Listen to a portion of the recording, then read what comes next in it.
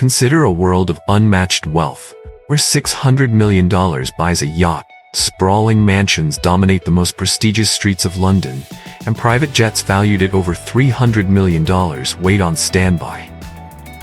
This is the reality of Russia's elite, the oligarchs whose fortunes have built empires of extraordinary luxury.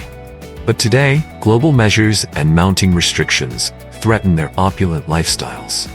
In this video, we'll dive into the luxury gulag of Russia's richest, where immense wealth now comes with intense scrutiny and rising stakes. How did their own power come to confine them? Stay tuned as we uncover the hidden things. In the early 1990s, as the Soviet Union dissolved, Russia was thrown into a state of turmoil. Under Boris Yeltsin, the government attempted a radical shift to capitalism, implementing shock therapy at the advice of Western economists. But what was the cost of this rapid change? For millions of Russians, it meant skyrocketing prices, widespread job loss, and deep economic uncertainty. Yet within this upheaval, a select few saw an opening. Many of these men had already honed their influence in the black markets of the late Soviet era. With the government's controversial voucher program, designed to privatize state-owned assets, they seized an opportunity. Approaching struggling citizens, they bought vouchers at low prices, swiftly gaining control of lucrative industries like oil, gas, and metals. In a matter of years, they amassed fortunes unimaginable to the average Russian, emerging as the nation's first oligarchs. But this rapid rise came with stark consequences. While these men grew wealthy, ordinary Russians faced growing poverty. The oligarchs' influence over former state industries transformed them into powerful players in Russia's economy. But at what moral cost? Were they seen as symbols of success or of a system that left millions behind? In this new Russia, wealth alone wasn't enough. For the oligarchs, survival depended on loyalty to the powers that be. As we unravel the story of Russia's oligarchs, we'll explore a world of fortunes built from chaos, where power and loyalty could mean the difference between success and ruin. What does it truly take to thrive in a landscape defined by such extremes? In 1999, when Vladimir Putin first took the reins of a post-Soviet Russia, he inherited a country where a new class of ultra-wealthy businessmen, now known as oligarchs, held sway over critical industries like oil, gas, mining, and media. Emerging during the chaotic privatization of the 1990s, these oligarchs amassed vast wealth, wielding immense influence over the Russian economy. When Putin assumed office, he allowed them to keep their fortunes, but on one condition.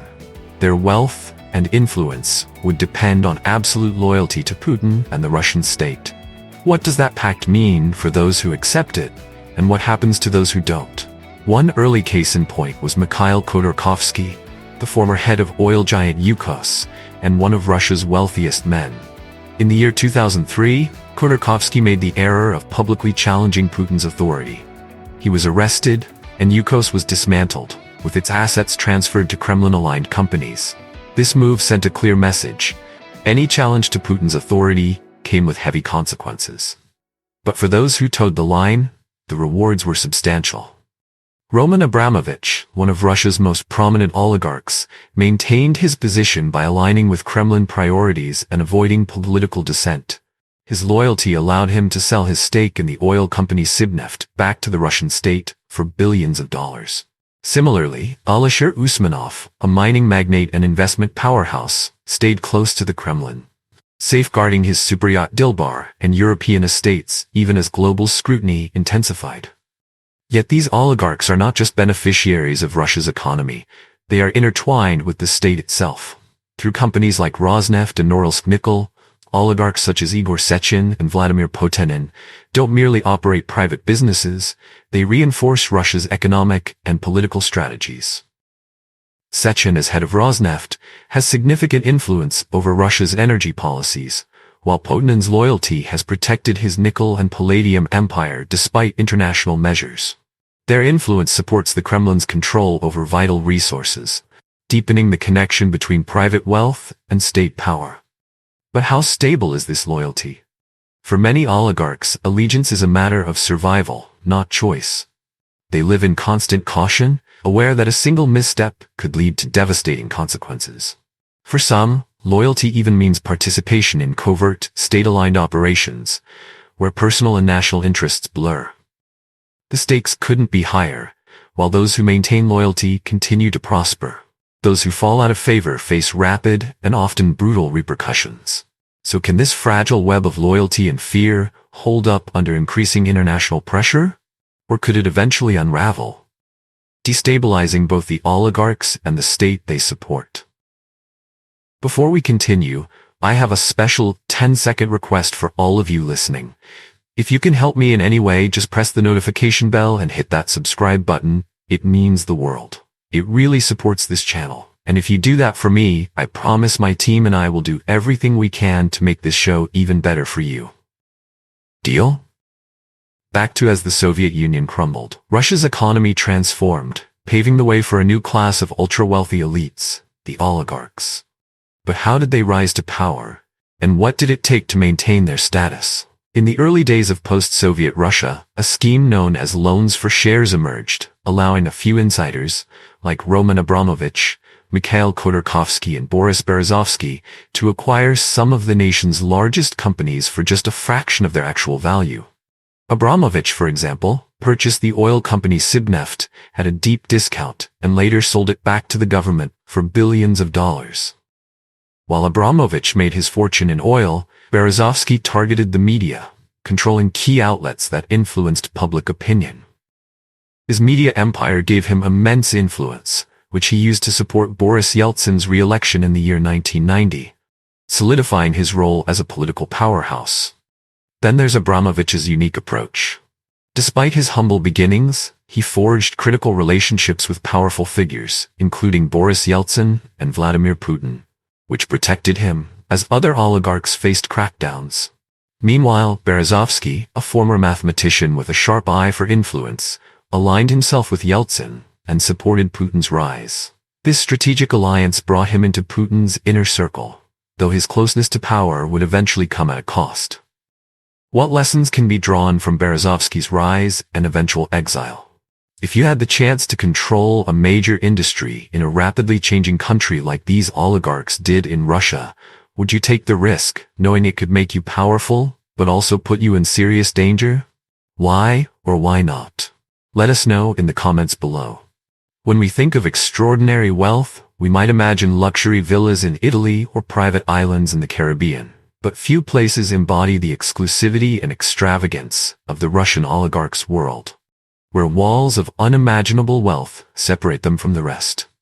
Take Roman Abramovich, for example, whose name has become synonymous with elite wealth. His $600 million yacht, the Eclipse, is a floating fortress, equipped with 2 helipads, a mini-submarine, and even missile detection systems, a far cry from an ordinary pleasure boat. Abramovich's properties are just as lavish, particularly his $150 million mansion in London's Billionaires Row, Kensington Palace Gardens, one of the priciest in the world. Similarly, Alisher Usmanov, another magnate of Russian industry, owns the $800 million super yacht Dilbar, one of the largest yachts ever built, complete with interiors so luxurious they remain cloaked in secrecy. His estates across Europe, including his historic mansion in Surrey, valued at over $60 million, only further reflect a life of unparalleled luxury. Another oligarch, Suleiman Kerimov, renowned for his fortune in gold mining, owned the Amadea, a $300 million yacht seized in Fiji by U.S. authorities amid international measures. Yet even with this setback, his assets remain formidable, with properties in France and Russia, including a grand mansion along the French Riviera. Like many of his peers, Kerimov's lifestyle is not only about wealth, but also about shielding himself from the outside world. Their homes often resemble fortresses, equipped with the highest levels of security. For these oligarchs, private jets, such as Abramovich's Boeing 787 Dreamliner worth over $300 million, provide a means to seamlessly traverse the globe, hopping between business meetings, secluded vacation spots, and opulent residences spread across continents. However, this life behind gilded walls reveals a deeper irony. While they soar in private luxury, many Russians at home face daily struggles, with limited job opportunities, deteriorating infrastructure, and wages that can barely sustain them.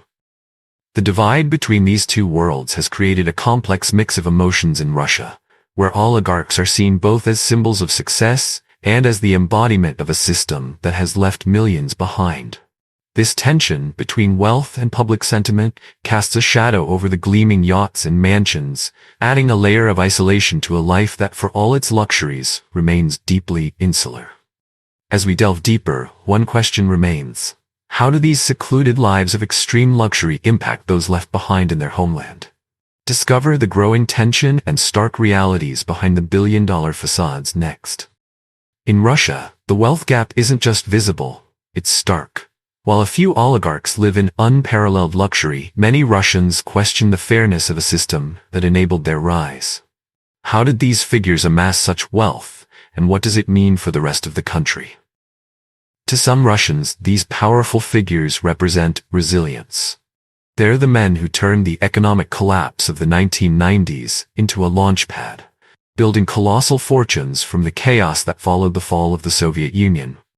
Roman Abramovich, for instance, owns a yacht reportedly valued at $600 million, while Alisher Usmanov's estates stretch across Europe. These displays of wealth, covered extensively in the media, can even inspire admiration among a few Russians who see ambition embodied in these larger-than-life figures. But there's another side. For many, these fortunes are a bitter reminder of an unequal system.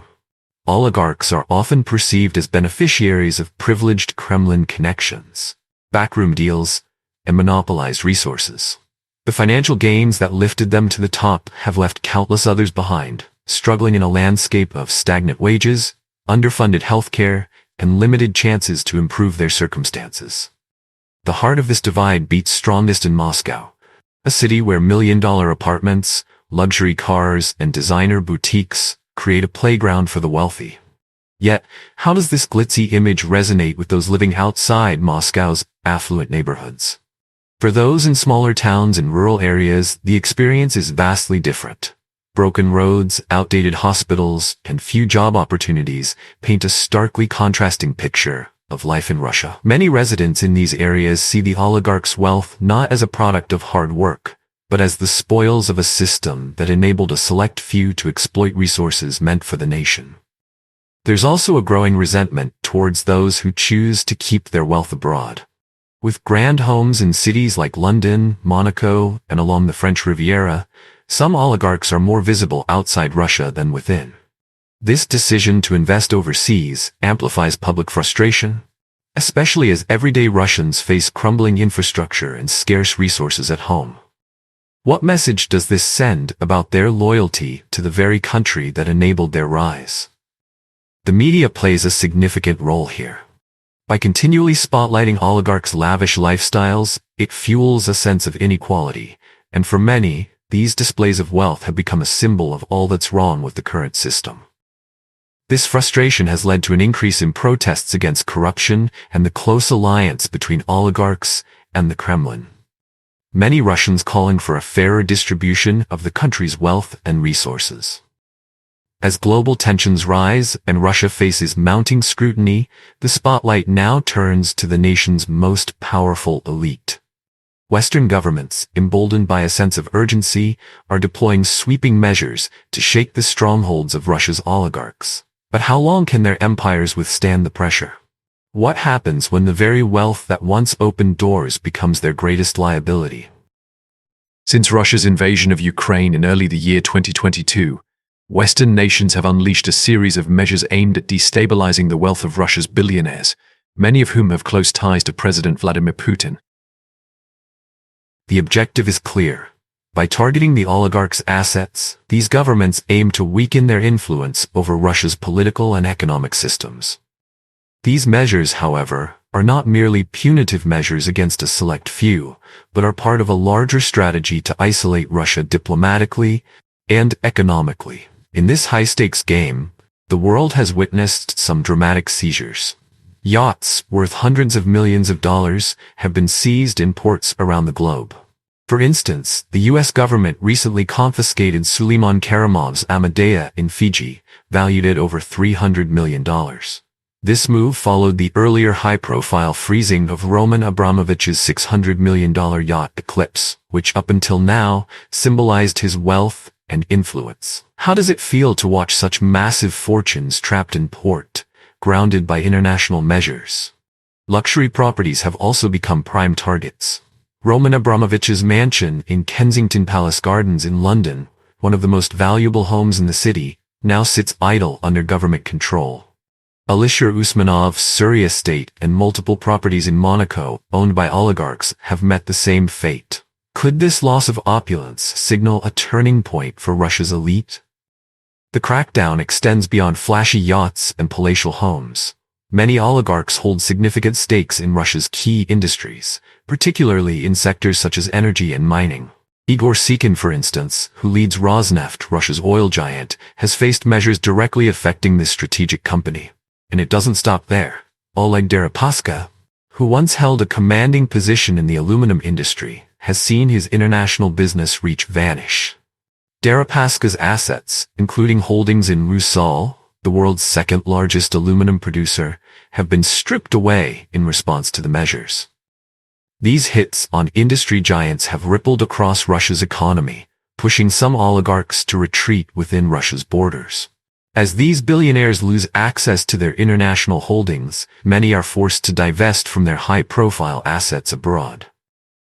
Roman Abramovich, for example, was compelled to sell Chelsea Football Club, a hard blow for the former club owner, whose status was cemented through the club's international acclaim.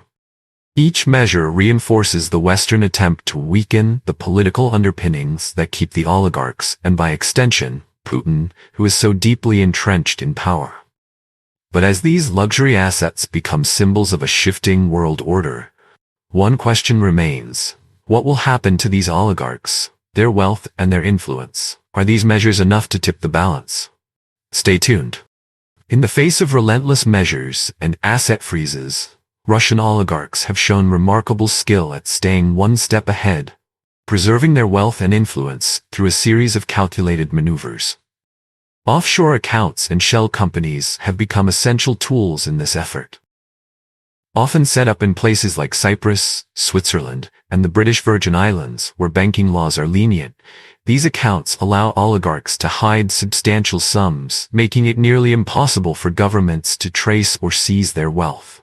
Shell companies, legal entities existing only on paper, further obscure the true ownership of assets, from luxury yachts to high-end real estate, allowing these billionaires to navigate measures without directly holding their assets. Beyond financial secrecy, many oligarchs also transfer wealth to family members. By placing yachts, mansions, and even businesses under the names of children or spouses, they create layers of legal protection. This strategy, while effective, relies on trusted relationships, ensuring the assets remain within reach, without exposing them to direct threats.